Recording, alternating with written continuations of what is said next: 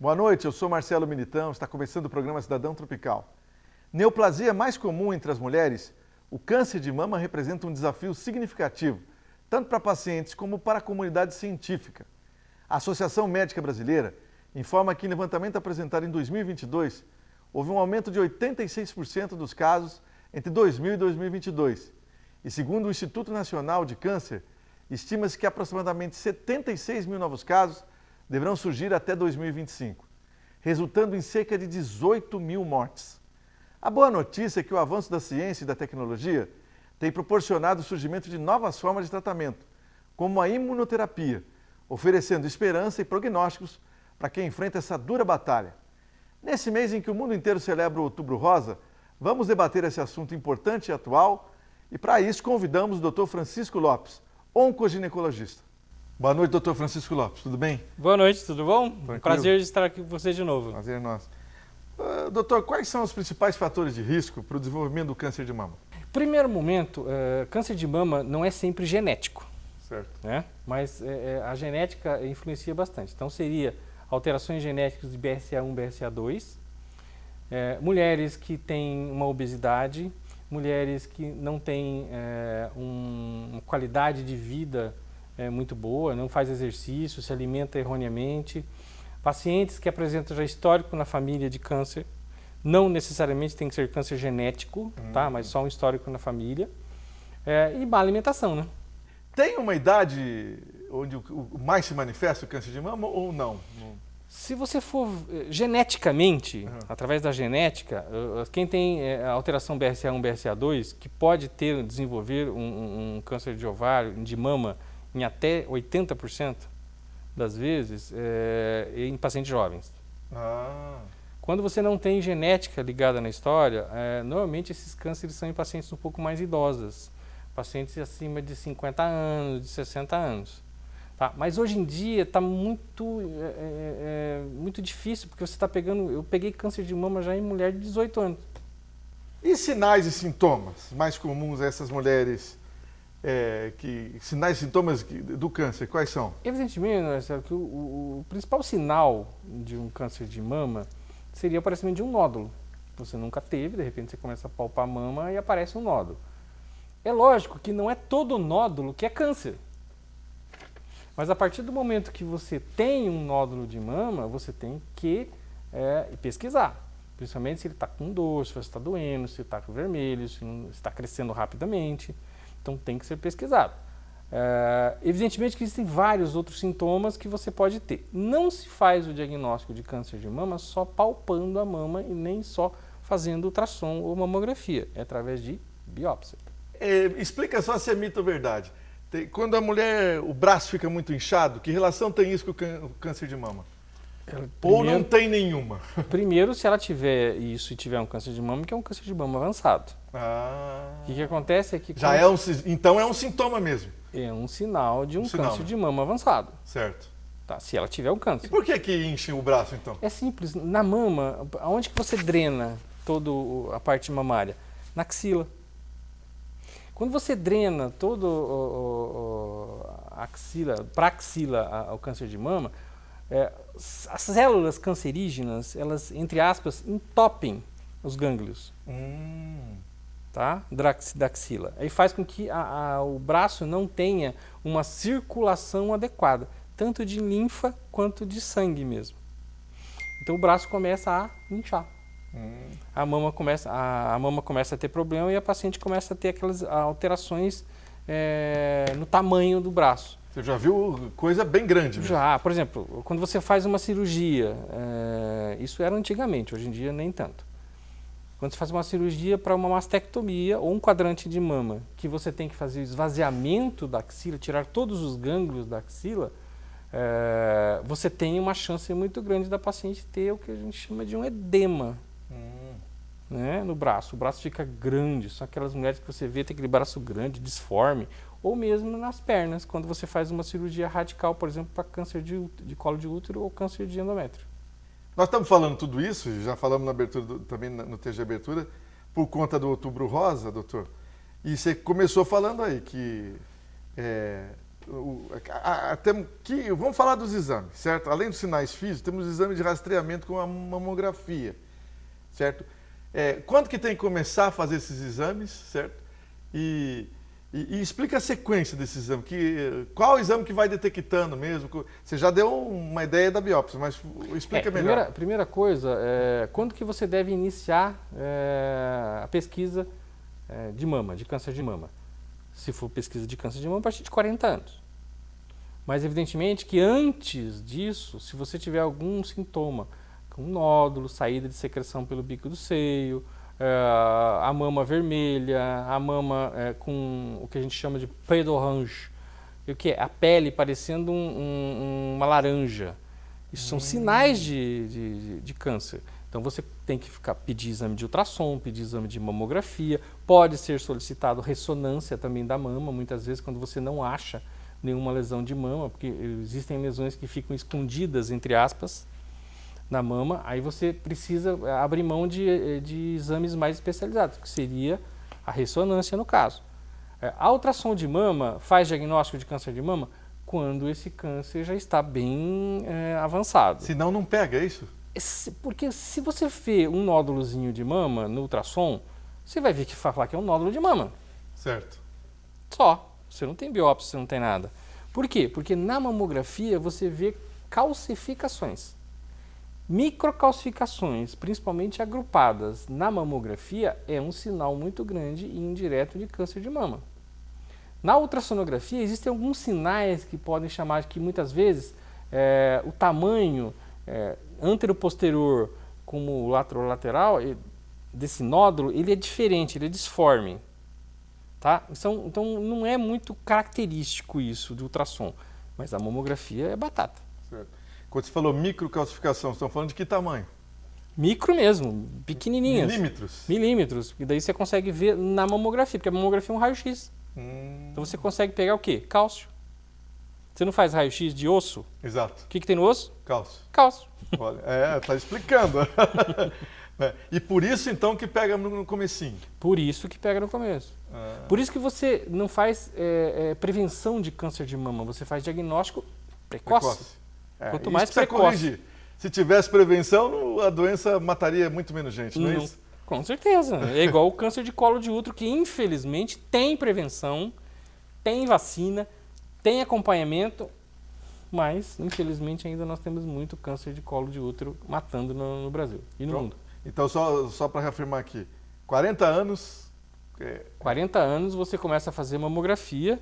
Uma vez por ano, isso? Uma vez por ano ou às vezes a cada 2 anos, dependendo se ela não tiver nenhum histórico na família e se a mamografia veio tudo tranquilo. Mas tem exceção? Tem gente que precisa começar antes? Tem. Por exemplo, se você tem alguém na sua família com câncer de mama, por exemplo, com 42, 43 anos, essa mulher não vai começar a fazer mamografia com 42, 43 anos. Ela vai começar a fazer 10 anos antes. Ah, bem mais jovem, 32 anos. Com 32, 33 anos. Agora, vamos falar de outras questões ligadas ao câncer. Uma delas é a síndrome de Lynch, é isso? Lynch. É pronuncia Lynch. A síndrome de Lynch... Que relação tem isso com o câncer de mama? Não é tanta relação que tem, mas existe um aumento, sim, às vezes significativo. A síndrome de Lynch é uma alteração que a paciente apresenta num gene chamado TP53, onde esse gene ele altera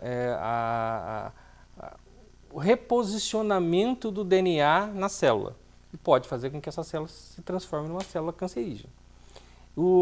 A síndrome de Lynch ele aumenta a incidência de câncer de endométrio, de câncer de cólon, não é colo, é cólon de intestino. É outra coisa. E aumenta também a incidência de câncer de mama. E aumenta a incidência em torno de mais ou menos de 10% a 20%.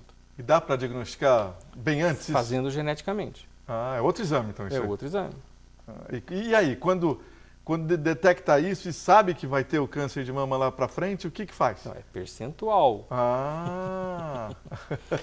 O que normalmente, por exemplo, a nossa famosa atriz lá dos Estados Unidos, Angelina Jolie. Ela fez mastectomia sem ter câncer. Isso. Porque aí sabia que ia ter. E o ovário também ela tirou. Certo. Porque ela tinha uma mutação de BRCA1. Tá. O BRCA1 aumenta muito a incidência de câncer de ovário e câncer de mama. Certo. Então o que ela fez? Ela fez uma mastectomia profilática bilateral e uma oforectomia profilática também bilateral. E isso segura para ela a chance de não ter mais o câncer? Não. Ah, olha. Você não pode afirmar com 100% de certeza que ela não vai ter nenhum tipo de câncer. Mas, mesmo assim, você acha que ela agiu certo? Teoricamente sim, porque você na literatura tem indicação. Ah, tá. Inclusive na literatura diz que se você tiver BRCA1, BRCA2 alterado e o TP53, a partir de 35 anos você já tem indicação de fazer mastectomia bilateral e ovarectomia bilateral. E com relação à síndrome, não tem nada que mude essa situação? Não tem medicamento, não tem nada para essa síndrome específica? Para mudar a parte genética, não. Não tem o que fazer. Não, você pode fazer a cirurgia e não tem nenhuma medicação ainda que você possa utilizar, né? Senão se eu não vou fazer, vou ficar fazendo mamografia, etc., né? Acompanhamento. E aí, tudo bem, vai pegar também precocemente. Não vai evitar que você tenha, mas se você conseguir pegar isso precocemente, o tratamento é mais fácil, mais tranquilo.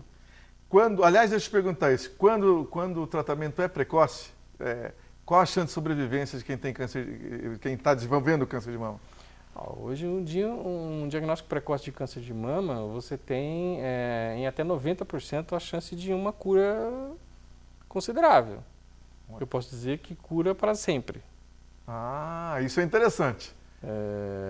Agora, depende do estágio, depende do tipo patológico, do tipo histológico da doença, porque existem diferenças entre um tipo de câncer e outro tipo de câncer de mama. Os tratamentos também são diferentes hoje através de quimioterapia, através de imunoterapia, de vários tipos de substâncias que você pode ser utilizado.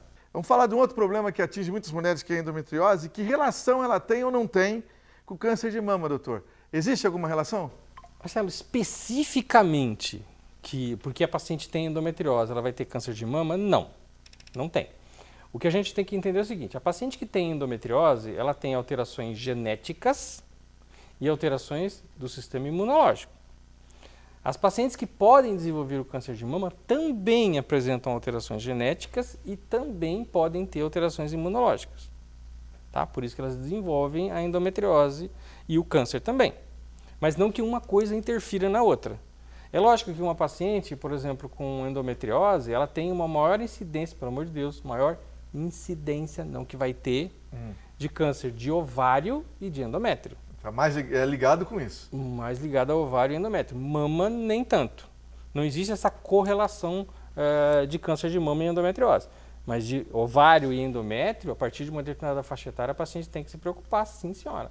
Por exemplo, uma paciente que tem um endometrioma, que é um cisto de endometriose no ovário, depois dos 50 anos, o ideal seria ela tirar. Melhor coisa. Porque causa um processo inflamatório muito grande no ovário, esse endometrioma. E isso pode fazer com que existam alterações celulares que podem levar a um câncer. Você já teve alguma paciente que tinha ao mesmo tempo endometriose, embora não tenha uma relação direta, e câncer de mama? Já. Né? Aí é muito complicado, né, doutor? Eu já tive paciente que teve câncer de mama, câncer de cólon, câncer de endométrio e ela tinha endometriose. Não é brincadeira tratar uma paciente assim, né? Impressionante, viu? Olha, Está viva até hoje, muito bem, obrigado. Aí alguns vão falar, pô, que milagre foi esse, né? Porque é muito problema de uma vez só. Ela teve muita sorte de a gente ir fazendo o diagnóstico um atrás do outro e inicial.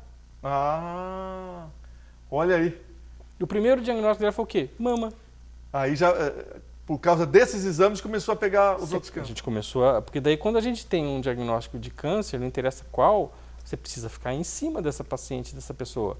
Aí você começa a pedir exames mais frequentemente e outros tipos de exames diferentes. Então, a gente acabou pegando tudo isso. Olha, esse caso que eu ia falar, com certeza ele foi para a literatura do doutor, mas essa paciente morreu, ela está viva. Ela está viva. Sensacional, né? Isso é Está viva. São coisas que... Está com 65 anos hoje, inclusive porque eu a vi faz um mês. E agora livre de todos esses cânceres já? Não tem nada. Olha, é uma coisa fenomenal. Doutor, vamos falar de tratamento? Quais são os tratamentos para o câncer de mama que se usam atualmente? Bom, os tratamentos, você tem o tratamento clínico, que é através de medicações, né? De quimioterápicos, de imunoterapia algumas vezes. O tratamento cirúrgico. O tratamento cirúrgico ele consiste num tratamento mais conservador ou mais radical. O conservador seria a realização de quadrantectomia, ou retirada parcial da mama, e a mastectomia, a retirada total da mama. Aí, nessas duas técnicas, existem várias coisas, várias nuances em que você pode colocar, até de técnicas, indicando até robótica. Já tem cirurgia robótica para tratar o câncer de mama? Para a mama. Olha. Eu tenho a felicidade de conhecer o Dr. José Clemente Linhares, de Curitiba. Se ele estiver nos assistindo, manda um abraço para ele, do Hospital Erasto Gerner.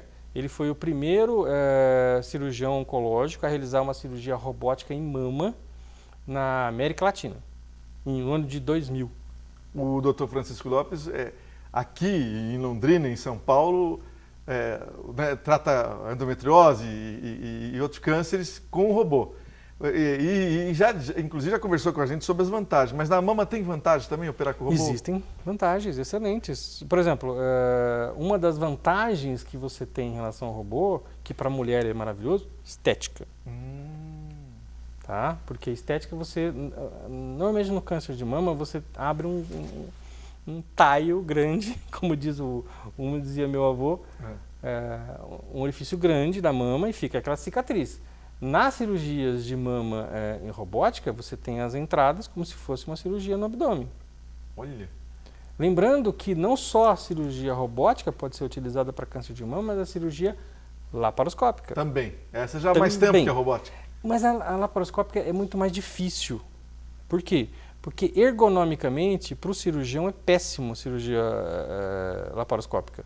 Porque você fica num ambiente muito pequenininho ali, com outros médicos do lado, a sua ergonomia é horrível, você não tem uma visão tão boa. No robô, você fica sentado num console, tem uma visão 3D, você consegue diferenciar muito bem os tecidos que você está mexendo na cirurgia robótica, e a hora que você vai fazer a dissecção, você faz uma dissecção muito mais precisa, para retirar todas as lesões. Principalmente quando você tem que mexer na axila para você fazer um esvaziamento ou mesmo um linfonodo de sentinela, que a gente diz, a cirurgia robótica é sensacional. Porque normalmente você fica com um furinho. Quando você vai fazer na cirurgia aberta, você faz um corte mais ou menos desse tamanho. Ah, a diferença está aí. Essas lesões são visíveis, então como a câmera do robô amplia tudo, fica melhor. Mas se não, é bem visível ou não? Se você conseguir visualizar, sim. Certo. É importante de vocês entenderem que quando você vai fazer uma cirurgia na axila, por exemplo, para tentar prevenir ou tentar ver se você tem algum diagnóstico de câncer nessa axila, você injeta um líquido na mama. Quando você usa o robô, principalmente o robô SI e o XI, você tem uma capacidade de injetar um verde de indocianina na própria mama e isso vai diretamente para a axila, no gânglio. Com o robô você consegue enxergar. Olha. Mas a olho nu não. Não tem jeito. Não. Então você consegue visualizar isso. Aí resolve tudo. Sim, quando você pega o robô, você consegue ampliar o que você está vendo. A visão, você tem que lembrar o seguinte, é em 3D e 4K. É uma outra coisa. É outra coisa. E pode evoluir ainda mais no tempo. Vai evoluir ainda mais. É a mesma coisa você pegar uma paciente e você fazer uma cirurgia laparotômica para um cara que tem astigmatismo e miopia, tira o óculos dele e manda o cara operar. Aí a hora que o cara não está conseguindo, você manda ele botar o óculos. É o robô. Falando em estatística aqui, a mastectomia é o tratamento mais indicado para o câncer de mama? Nem sempre. Ah, tá. Nem sempre.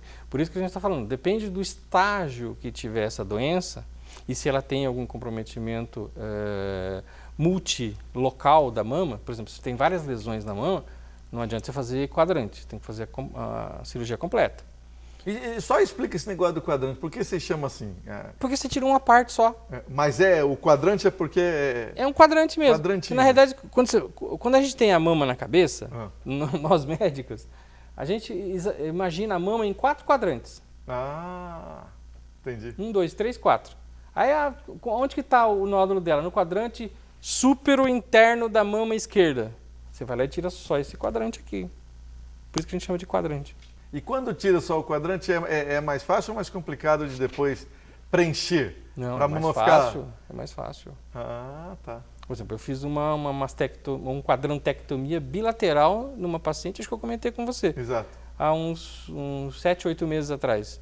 Eu utilizei só a própria mama dela para montar essa mama de novo, para não ficar com aquele buraco na região. E deu certo. Deu. Opa. Olha, essas cirurgias com mastectomia, antes tinha que fazer outra para reconstituir a mama, né? Agora, como é que está sendo isso? Primeiro que você não indica a reconstrução mamária imediata em todas as pacientes. Certo. Para começar. Você tem que ter pacientes que tenham uma indicação precisa, pacientes que não tenham, por exemplo, diabetes, que tenham comprometimento, muitas vezes, de rim, que não sejam tão gordinhas, igual eu, assim. Tudo isso interfere? Interfere na cicatrização. Olha. Tá? Então tem que esperar. Tem que esperar daí. Aí o que acontece? Quando você tem uma possibilidade de fazer uma reconstrução imediata, você pode fazer uma reconstrução imediata tanto no quadrante, quando o quadrante é muito grande que você fez, ou quanto na própria mastectomia. Nessa própria mastectomia, você pode colocar, durante esse tempo da primeira cirurgia, já colocar um expansor, para essa mama expandir e depois você ter espaço para colocar uma prótese, ou você já pode colocar a prótese no mesmo momento. Depende da mama, depende do tamanho da mama, da localização desse problema. Quando você faz isso, por exemplo, com o robô, a pele sofre menos. Aí fica muito mais fácil. Fica mais fácil esteticamente a recuperação. Não que seja mais fácil a cirurgia, estou falando da recuperação estética. Certo. Porque quando você mexe muito na mama, que você tira muito tecido mamário, você pode desvitalizar a pele, por isso que necrosa muitas vezes. Tem esse problema. Tem. Quando você vai fazer isso, se você fizer muito afoito essa retirada da lesão, você pode deixar a pele sofrendo. A quimioterapia, ela se faz antes ou normalmente depois da mastectomia, ou não tem nada a ver isso que eu estou dizendo? Depende. Depende. Por exemplo, se você pega uma paciente com um nódulo de mama, um nódulo de mama acima de 2 centímetros é um nódulo já considerável. 2 centímetros? 2 centímetros. A olho nu é pequeno, mas já é preocupante demais. A gente indica uma quimioterapia neoadjuvante. O que é isso? Agora explica. Você faz uma quimioterapia antes da cirurgia para diminuir esse nódulo, tá? Porque ele é um nódulo grande, 2 centímetros para a mama é grande. Para diminuir esse nódulo e facilitar a cirurgia, inclusive a cirurgia da axila. E quando se fala diminuir, ele diminui para quanto, normalmente? Tem paciente que some. Aí não faz. Faz do mesmo jeito. Faz porque pode reaparecer. Faz, porque daí, o ideal sempre que você vai fazer isso é você deixar um marcador nesse local onde estava o nódulo. Quando você sabe que pode existir a possibilidade de diminuir. E esse marcador é o quê? Bota um clipezinho de metal. Porque em qualquer exame... Que vai descobrir, vai saber onde estava. Porque daí o que você faz? Você teria que tirar essa região da mama.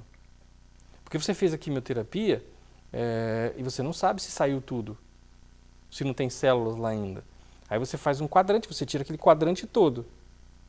Se você tem um clipe marcando aonde estava o nódulo, você tira tudo em volta. Entendi. Você tira tudo em volta e sai tudo isso. Aí posteriormente a isso, o quadrante, toda paciente que faz quadrantectomia tem que necessariamente fazer radioterapia.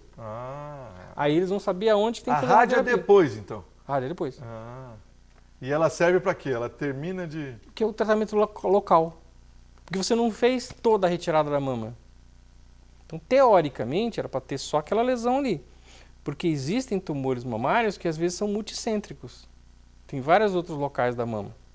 Então, você fica meio assim, né? Então, você tem que fazer o tratamento local, mais regional aqui da mama e sistêmico. O sistêmico é a quimioterapia, o local é a retirada do nódulo, o quadrante, e a região toda é a radioterapia. E agora, muita gente nos últimos tempos que ficou sabendo, eu acho que a medicina já usa mais tempo, tem a imunoterapia. Tem. Mas qual é a diferença e para quando vocês indicam? Qual a diferença da quimioterapia? Isso. É muito fácil. A quimioterapia, você mata as células ruins, mas mata as nossas também. Ah, vai tudo no mesmo pacote. Vai tudo num pacote só. É. A imunoterapia, você melhora as células imunológicas do seu sistema imunológico, fazendo com que essas células ataquem essas células cancerígenas. Então, você não vai dar remédio para fazer isso. E a imunoterapia é muito mais, como é que eu posso dizer, precisa. Porque você não vai matar as células boas, você vai matar só as células ruins. Mas para fazer a imunoterapia, o que vocês dão? São medicamentos também? São substâncias também, medicamentos, que têm que ser avaliados antes para poder entrar com medicações para fazer imunoterapia. Mas hoje é menos utilizado ainda, né, que as outras. É porque é caro, né? Ah, chegamos a esse dilema. Existem medicações que são bem caras, então... O sistema público não banca imunoterapia ainda. Olha, se você tiver uma indicação precisa disso, se você demonstrar para o juiz ou para o próprio sistema público de que aquilo ali é extremamente vantajoso para o paciente, eles liberam. Você já viu casos assim? Já. Certo. Plano de saúde, menos. Também, mesma coisa. Ah. Hoje em dia, o plano de saúde e o SUS seguem mais ou menos o mesmo padrão. Teoricamente, não existe diferença em fazer tratamento de câncer no sistema único de saúde ou no sistema público de saúde, no sistema de particulares de convênio. Ah, olha, essa é uma notícia interessante, é Sim, uma impressão boa. Né? Eu tenho orgulho de fazer parte do Corpo Clínico do Hospital do Câncer, de ter trabalhado muito tempo lá no SUS, porque é um dos melhores hospitais que a gente tem no sul do país de câncer. Só para esclarecer, que ter gente que pode falar, mas então todo mundo devia ir para a imunoterapia e não ia precisar da mastectomia, mas não é isso não, né? Não, não é. Não é assim que funciona o negócio. A imunoterapia, existem indicações precisas para isso. Certo. Não é todo mundo que sai fazendo imunoterapia. Por exemplo, um paciente que chega com um nódulozinho de 1 centímetro no quadrante superior externo da mama esquerda, em que você consegue fazer lá uma retirada total desse nódulo, faz o linfonodo sentinela, não vem comprometido, não precisa esvaziar a axila dela, ela vai para uma quimioterapia. Dependendo da faixa etária, ela não faz nem quimioterapia endovenosa, ela faz via oral. Mais fácil ainda. Sofre menos, tal. Nossa, não tem dúvida. De qualquer maneira, o que importa é que a ciência não pare de pesquisar junto com a ciência médica, né? Graças a Deus. Para cada vez ter mais coisa para combater. Graças a Deus. É igual muita gente comenta, desculpa te interromper, muita gente comenta comigo, você fala de tratamento de robô na mama, isso aí para que fazer um negócio caro? Eu não estou dizendo que não é barato, que é barato. Eu estou dizendo que existe essa possibilidade. E outra, nós estamos evoluindo. Nós não vamos ficar na época das pedras ainda, só cortando. Hoje em dia a coisa anda e nós temos que acompanhar. E quando está em metástase, não faz mais a mastectomia? Não compensa? Como é que você diz? Não, é diferente. Se você tem, por exemplo, uma paciente com câncer de mama, com uma metástase óssea, você tem que tirar essa lesão da mama dela, porque senão vai ulcerar. Necessariamente. Senão vai ulcerar. Certo. Tá? Depende do tratamento, muitas vezes. Agora, tem que tratar a metástase e tem que tratar localmente também. Você nunca vai deixar de tratar o câncer de mama localmente, porque ela já tem uma metástase. Tem que ser tratado a metástase e a parte local também. Daí tem as indicações, dependendo de como tiver. Falando de cura, você já disse aqui quando o diagnóstico é precoce, quando está no começo. Quando é precoce. Falando de reincidência, é um câncer que volta? Tem gente que não entende o que é reincidência. É um câncer que volta muito ou volta pouco? Na realidade, quando você fala em voltar, você quer dizer as metástases, não é? E esse aqui é o problema. Quando a gente faz o tratamento da mama, se você retira aquela lesão da mama, você retirou a lesão da mama, acabou. A não ser que você tenha deixado lesão ali, ou que a mama ficou, pode voltar localmente. O problema é quando volta longe, quando você tem metástase. Porque aquelas células estavam já... Isso aí você não tem como prever. E pode acontecer daqui quanto tempo? 6 meses, 1 ano, 2 anos? Normalmente a gente considera 5 anos praticamente cura. 10 anos difícil que volte. Mas eu já vi paciente com 12 anos voltar com lesão de metástase. Então, por isso que tem que fazer químio, imuno, rádio, acompanhamento. Isso tem que fazer sempre. paciente uma vez com câncer, até de fato ele morrer, mesmo que seja outra coisa. Tem que estar sendo acompanhado. Para não ter outra surpresa ruim. Para não ter outra surpresa, com certeza. Nós não falamos aqui, mas nós temos que falar. Homem tem mama. E tem câncer de mama em homem, tem, né? Isso é claro.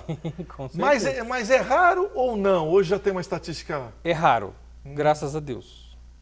Por que eu estou falando graças a Deus? Primeiro porque, para nós, né, para a gente não ter câncer de mama. Mas o câncer de mama no homem, ele é mais agressivo. Porque a mama é menor. Quando aparece, infelizmente, nós homens ainda temos vergonha de procurar ajuda. Muitas vezes, qualquer tipo de problema que a gente tem de saúde, o homem, eu me incluo nessa história também. Sendo médico. Nós temos vergonha de procurar ajuda. Porque a gente acha que nós vamos nos mostrar fracos. E o homem com câncer de mama, ele também se sente que ele não é tão masculino. Porque está mexendo numa coisa que é da mulher. Mama, Aí, Então, no entanto, os homens também precisam se autopalpar para ver se não tem um nódulo, alguma coisa. E por que eu falo que ele é mais agressivo? Porque um nódulo de 2 centímetros na mama de um homem é uma coisa. Um nódulo de 2 centímetros na mama de uma mulher é outra completamente diferente. A mama da mulher ela é volumosa, ela tem parênquima. O homem normalmente não tem. Então, quando ele aparece 2 centímetros, a coisa está já grande, avançado.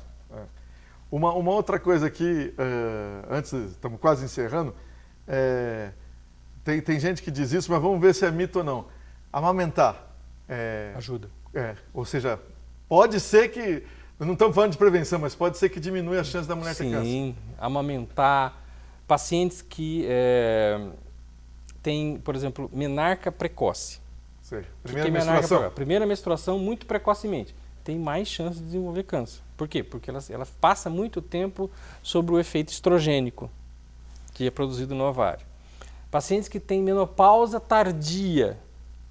Tem chance também. Tem maior chance de desenvolver câncer de mama. Por quê? Porque ela produz estrogênio e está passando por um tempo muito prolongado de ação desse estrogênio na mama dela. Então isso é uma coisa para se preocupar também. Mas isso aí dá para dar um jeito, do ponto de vista médico. Sim, em pacientes, por exemplo, hoje acontece muito de meninas começarem a ter menstruação, a menarca muito precoce, elas fazem um tratamento endócrino para interromper essa menstruação, teoricamente, e diminuir a quantidade de estrogênio para que ela não fique menstruada muito mais cedo. Doutor Francisco Lopes, já acabou, hein? Que tinha muito mais assunto. Obrigado pelas informações, grande abraço, até a próxima. Um abraço, obrigado. Muito bem, domingo que vem tem mais. Boa noite.